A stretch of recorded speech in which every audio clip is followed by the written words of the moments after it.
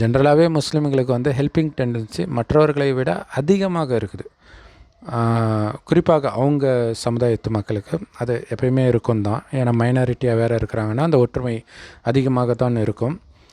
அது இல்லாமல் மற்றவர்களுக்குமே கூட அவங்க உதவி பண்ணுவாங்க. அவங்க சமுதாயத்து மக்களுக்கு ரொம்பவே உதவி பண்ணுவாங்க.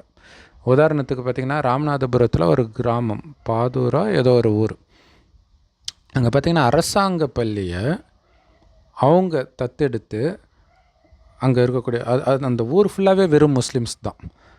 அவங்க அதை தத்தெடுத்து அவங்க காசு போட்டு அரசாங்கத்துடைய பர்மிஷனோட புதுசாக கட்டுறாங்க.